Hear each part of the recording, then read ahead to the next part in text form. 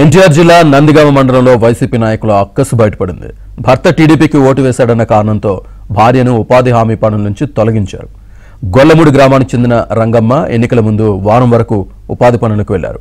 తన భర్త టీడీపీకి ఓటు వేశాడన్న కారణంతో ఆమెను ఉపాధి హామీ పనుల నుంచి తొలగించారు.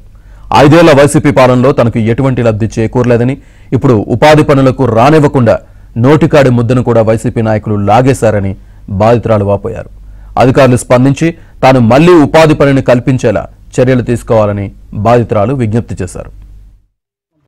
ఇప్పుడు నా ఓటు నా ఇష్టం. ఇప్పుడు మా ఆయన ఓటు నువ్వు పలానికి వెళ్ళి ఏమని నీకు చెప్తే ఎనరగండి.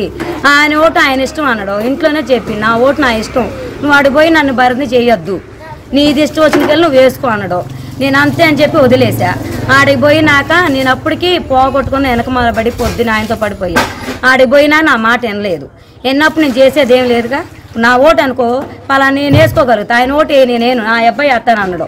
నేనేం చేయాలి? అది కూడా నాదా తప్పు. నేను ఆ రోజు చెప్పిన పరిస్థితి నా మాట వినట్లేదని. మా ఆయన సంగతి మీ అందరికీ తెలుసు. ఇవాళ వినాల్సిన అవసరం ఏంది? మీరు నన్ను అనాల్సిన అవసరం ఇలా నా నోటు కడుకుడు తీయటం ఏంది? మీ ఇళ్ళల్లో నాకు ఇచ్చారా? సరే, ఈ 5 సంవత్సరాలు మీకు ఇళ్ళ నిలబడి ఉండ నేను. నాకేమి ఇచ్చారు మీరు? ఎవరే న్యాయం చేశారు నాకు? నా ఇంటికి చోటు ఇవ్వలేదు. మేము కొనుక్కున్న 6,20,000 పెట్టి జగనన్న కాలనీలో కొనుక్కున్నా. నాకు చోటు ఇచ్చారా? ఇచ్చిన వాళ్ళందరూ ఏమైనా నిలబడ్డారు ఇలా కరెక్ట్గా నన్ను అంటున్నారు. ఇలా ఎవరు ఇచ్చారు? నేను 5 సంవత్సరాలు నిలబడి ఉండ, మీకెళ్ళే తిరిగి అన్నీ చేసిన. నాకెవరు ఏ న్యాయం చేయలేదు. గవర్నమెంట్ నుంచి 5 సంవత్సరాలు నాకు ఏ పథకం రాలేదు. మాకు ఎవరు న్యాయం చేయలేదు. ఇలా మమ్మల్ని న్యాయం చేయమని మమ్మల్ని అడుగుతున్నారు. మా ఇష్టం, మా ఓటు అది నేను వినాల్సి